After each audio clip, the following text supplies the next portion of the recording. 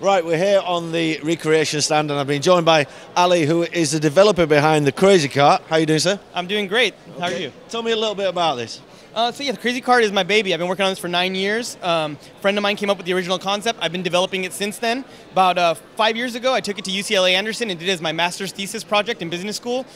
2 years ago, signed a deal with Toys R Us. It came out this year, and it's nominated for Toy of the Year. I'm super excited. Fantastic. So tell us a little bit about what it can do before you show us what it can do. Sure. So probably the best way to think about it is that it's a two-mode go-kart. It starts off like a normal go-kart, so it just drives like a normal car, but it's got this drift bar, and when you pull the drift bar up, it breaks the chassis loose and breaks it into Crazy Kart mode. I think the best way to explain it is for me to show you. Come on then, show us what this can do. We're very excited about this. We've just seen a little demonstration, so get ready. You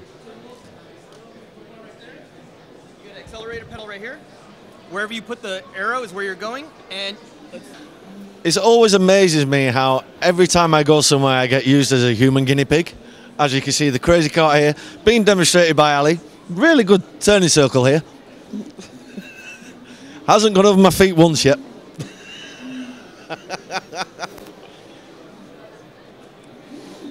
Do you not get dizzy?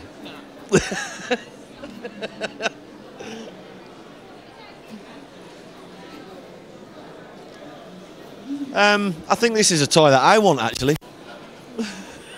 So yeah, the Crazy Kart started off. It was really a project that came up in a product development team at Razer. You know, it came up and we worked on it for like 4 years trying to make it come out. But the concern was that people wouldn't know what it is, let alone know what it does or want it. Back then there was no YouTube and there was really no Fast and Furious series, so people didn't really know what drifting was.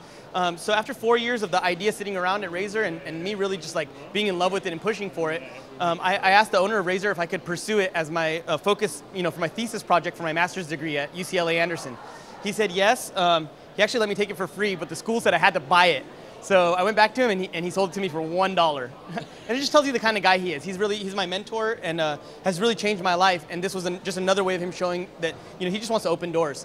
So yeah, Carlton Calvin let me take it for $1, and I worked on it for 2 years at Anderson. Got 2 patents on it. Won a bunch of business plan competitions. Got a lot of fuel behind it. Came back out.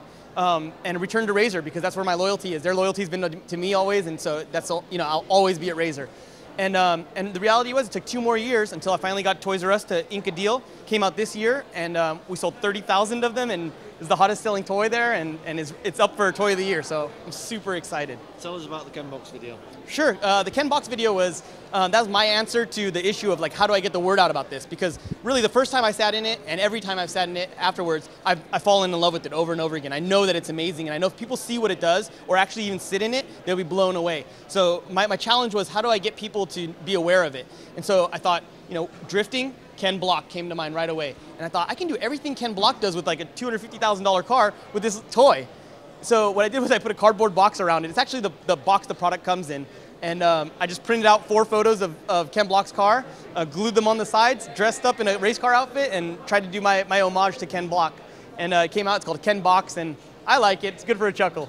Has he ever seen it, do you know? Yeah, he has seen it, and he sent a little message to us that my hat's off to Ken Box and his gorilla friend. So it was really cool.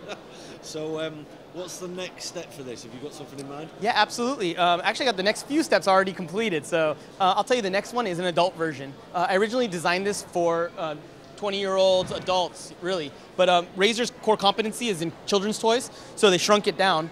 But now, as soon as we put it on the internet, the response that we saw from the users was adult version now.